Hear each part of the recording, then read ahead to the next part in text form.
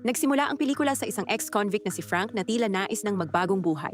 Subalit nang dalawin niya ang kanyang nobya sa bahay nito, ay nadatnan niya na itong may kasamang ibang lalaki at dahil sa nasaksihan ay labis siyang nasaktan at tahimik na umalis. Upang makalimutan ang kanyang paghihinagpis ay nagpunta siya sa isang bar at doon niya nakilala ang isang dancer na nagtratrabaho roon na si Penelope at pagpasok ni Frank sa bar upang mag-inom ay sinayawan siya ni Penelope ng isang mapang-akit na sayaw hanggang sa tuluyan itong maakit dito. Ngunit habang lumalalim ang tensyon sa pagitan nila, ay biglang lumitaw ang kasintahan at abusadong boyfriend ni Penelope na siya ring nagpapatakbo ng buong club at mahigpit nitong pinagbawalan si Frank na hawakan ang kanyang girlfriend sa masisilang bahagi ng katawan. Yunpaman ay tila hindi nagpapigil ang dalaga at lalo pa niyang inakit si Frank hanggang sa ibinigay nito ang kanyang natitirang pera at nauwi sila sa matinding paglalambingan. Ngunit nang muling bumalik ang boyfriend ni Penelope, ay nahuli sila nito kaya't agad niyang pinatawag ang dalaga sa kanyang opisina at pinagalitan. Matapos maibigay ni Penelope ang perang nakuha niya kay Frank, ay sinaktan pa siya ng kanyang abusadong boyfriend at pilit siyang pinapasubo ng saging nito. At nang marinig ni Frank ang sigawan at ingay mula sa loob ng opisina, ay agad siyang lumapit hanggang sa nakita niyang sinasaktan si Penelope. Bagamat nag-alangan siya sa una kung makikialam ba, ay nagawa niya paring nakumbinsi ang sarili na tulungan ang dalaga at nagawang mapatumba ang lalaki. At habang nasa loob ng opisina, ay napansin niya ang ilang ilegal na pera, ilegal na gamot at isang baril. At nang makabangon ang abusadong lalaki, ay agad siyang tinutukan ni Frank ng baril upang hindi na ito makaporma. At binaril ang kanang kamay nito ni Frank dahilan upang mapasigaw ito sa sakit. Habang umiiyak naman si Penelope sa isang sulok at pinilit ni Frank ang lalaki na makipaghiwalay na ito sa kanyang kasintahan, dahil sa takot na tuluyan siyang patayin ni Frank, ay napilitan itong pumayag at pagkatapos ay sabay na umalis sina Frank at Penelope, dala ang malaking halaga ng pera at ilang gamit mula sa opisina ng abusadong may-ari ng bar. Kalaunan, habang bumabiyahe sila sa isang disyerto, ay unti-unting nahulog ang loob nila sa isa't isa sa gitna ng kanilang pagtakas at sa kabila ng kaguluhang iniwan nila, ay nauwi ang kanilang pagsasama sa isang tunay na pagmamahalan. Lumipat ang eksena kay Molly na na-stranded sa isang disyerto. Matapos masiraan ang sasakyan at ilang saglit lang ay biglang dumating si Cliff upang suriin at tulungan ang dalaga. Subalit tila kinakabahan at nag-aalala si Molly para sa kanyang sarili, kaya't agad niyang isinara at ikinandado ang bintana ng kanyang sasakyan. At nang tanungin siya ni Cliff kung ano ang kanyang problema, ay hindi ito gaanong nagsalita at nanatiling mailap sa pakikipag-usap sa lalaki. At nang papaalis na sana si Cliff, ay tila nagbago ang isip ni Molly dahil sa takot na maabutan ng gabi sa gitna ng disyerto.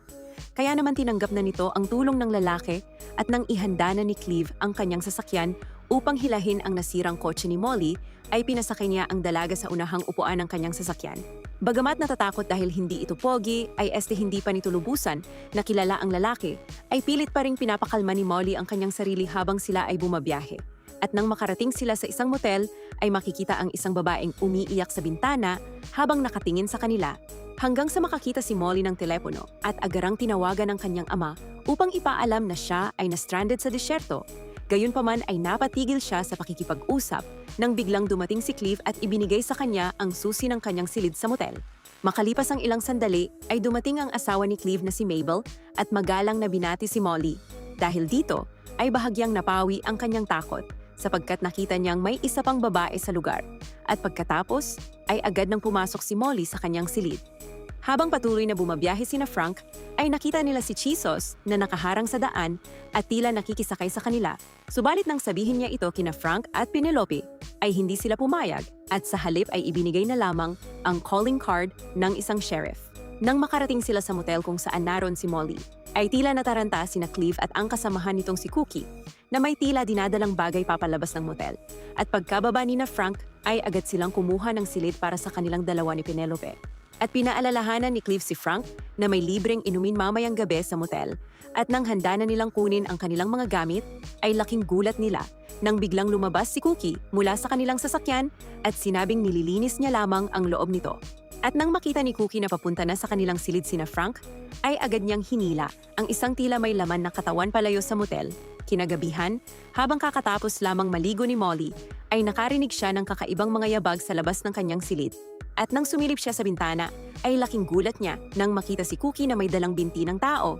Dahil dito, ay napansin din siya ni Cookie at agad nitong itinago sa kanyang likuran ang hawak nito bago nagsumbong kay Cliff na nakita siya ng dalaga. Lumabas ang katotohanan na ang motel ay isa palang patibong at pugad ng mga cannibal upang mas madaling mahuli ang kanilang mga biktima at upang pagtakpan ang nangyari, ay agarang pinuntahan ni Cleve si Molly at nagpaliwanag na binti lamang daw ng baboy ang hawak ni Cookie. Subalit tila alam na ni Molly na may kakaiba sa lugar, kaya't hindi niya binuksan ang pinto at nagpanggap na kalmado habang nakikipag-usap kay Cleve at kalaunan ay nagkunwaring masakit ang kanyang ulo at nais nang magpahinga. At nang mapagtanto niyang umalis na ang lalaki, ay agad niyang hinarangan ang pinto gamit ang upuan at sinubukang tumawag ng pulis. Ngunit sa kasamaang palad ay walang signal sa lugar. Lumipat ang eksena kina Frank at Penelope, kung saan inimbitahan sila ni Mabel sa kanilang tahanan upang maghapunan. Habang kinakausap sila nito, ay palihim namang sinuri ni Chisos na siya palang may-ari ng motel ang mga gamit ng magkasintahan at doon niya natuklasan na isa palang dating dancer si Penelope dahilan upang mapangiti siya nang may masamang binabalak. Habang kinakausap ni Chisos ang dalawa, ay palihim namang nilagyan ni na Mabel at Cleve ng pampatulog ang kanilang inumin. Samantala, pilit namang inaakit ni Chisos si Penelope at ipinapakita ang kanyang mga kayamanan at inaaya itong sumama sa kanya. Nang marinig ni Penelope ang lahat, ay agad niyang iniwan si Frank. Dahil dito, ay napagtanto ni Frank na marahil ay hindi siya tunay na mahal ng dalaga at baka pera lamang ang habol nito sa kanya. At nang lapitan ni Mabel ang broken-hearted na si Frank, ay agad rin itong lumayo at hindi na nainom ang inumin na may pampatulog. Pagbalik ni Frank sa kanilang silid, ay laking tuwa niya nang malaman na hindi nagpadala sa tukso si Penelope at bumalik ito sa kanya. Gayunpaman, habang sila ay nagbabanatan sa loob ng silid, ay pinapanood sila ni Chisos sa CCTV at sa kasamaang palad ay nakita rin niya si Molly na sinusubukang tumawag ng pulis. Dahil dito, ay agad niyang inutusan sina Cleve at Mabel na harangin ang paparating na sheriff. Kinaumagahan nang marinig ni Molly ang papaalis na sasakyan, ay nakita niya sa bintana ang magkasintahan na sina Frank, kaya't agad siyang nagtago sa likod ng sasakyan ng mga ito. Samantala, habang naghihintay sina Frank at Penelope para sa kanilang almusal, ay palihim namang nilagyan ni Cookie ng kung ano ang kanilang kape at ibinigay iyon sa kanila na parang walang nangyari. Ngunit bago pa man nila ito mainom, ay biglang nag-amok ang babaeng tila wala sa katinuan at itinuro ang kanilang mga inumin. Dahil dito, ay naalarma si Cookie at agad silang tinutukan ng shotgun, ngunit mayroon ding dalang baril si Frank. Kaya nagkatutukan ng dalawa. Sa huli ay naduwag si Cookie sa kabila nitong hawak na shotgun at ibinaba ang kanyang baril. Agad namang umalis sina Frank at Penelope sa lugar at nang malaman ito ni Chisos, ay labis siyang nagalit at agad ipinaalam kina Cleve at Mabel. Kasabay nito ay dumating na rin ang sheriff malapit sa motel at nang makita nila ito ay nagkunwari sina Cleve at Mabel na nag-aaway. Paglapit ng sheriff ay agad niyang inawat ang dalawa at inutusan si Cleve na bitawan si Mabel. Subalit nang kakausapin na sana niya ang lalaki upang ayusin ang gulo, ay bigla siyang binaril ni Mabel mula sa likuran. Habang patuloy na tumatakas sina Frank at Penelope, ay napansin nito sa rearview mirror ang isang kotse ng pulis na papalapit sa kanila. Dahil dito, ay nagpasya silang huminto upang makahingi ng tulong at itinabi nila ang kanilang sasakyan sa gilid ng kalsada, ngunit laking gulat nila nang matuklasan na si Cleve pala ang nakasakay sa sasakyan. Subalit bago pa sila makagalaw, ay agad silang ginamitan ni Cleve ng stun gun, dahilan upang pareho silang mawala ng malay habang nasaksihan ni Molly ang lahat ng nangyari. At nang mapagtanto niyang babalik ang sasakyan patungo sa motel, ay tahimik niyang binuksan ang pinto at tumakbo palayo patungo sa kagubatan. Kaya't agad namang kinuha ni Mabel ang isang baril at kalmadong inasinta si Molly sa binti, dahilan upang ito ay bumagsak at tuluyang mahuli. At nang makabalik ang grupo sa kanilang pugad, ay tinawag ni Cleve si Cookie upang tulungan siyang kunin ang kanilang mga nabiktima. At ilang sandali pa ay binuhat ni Cleve ang walang malay na katawan ni Frank at dinala ito sa gilid ng isang malalim na hukay kung saan sa loob nito ay makikita ang mga buto at bangkay ng nauna nilang biktima. Isang malinaw na patunay na wala nang nakalabas mula roon. At walang pagdadalawang isip na itinapon ni Cleve si Frank sa hukay. Lumipat ang eksena kina Cookie, kung saan binuhat nito si Penelope papasok sa isang tagong silid at inihiga ito sa mesa habang tinitingnan ang masarap na katawan ng dalaga at halatang may masama siyang binabalak. Subalit wala siyang lakas ng loob na isagawa ito, sapagkat isa si Penelope sa mga biktima ni Chisos at walang sino man ang maaaring humawak sa kanya nang walang pahintulot ng ungas. Dahil dito, ay wala siyang nagawa kundi ilagay si Penelope sa isang selda at ikandado ito at saka umupo sa tabi upang magbantay. Makalipas ang ilang sandali, ay bumalik si Chisos sa motel at inutusan si Mabel na paliguan si Penelope.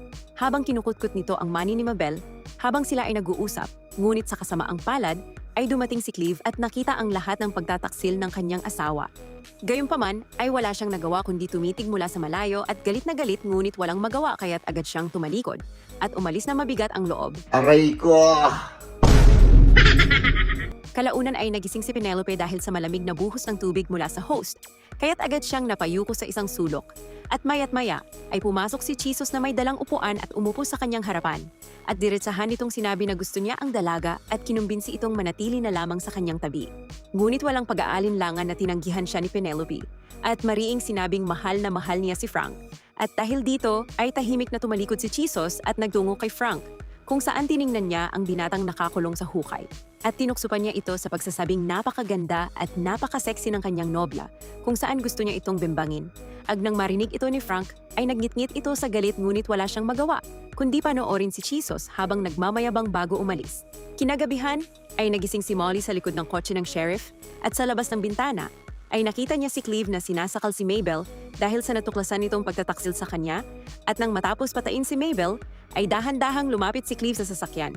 Kaya't natigilan sa takot si Molly at hindi makagalaw, ngunit laking gulat niya nang buksan ni Cleve ang pinto at sabihing umalis na ito.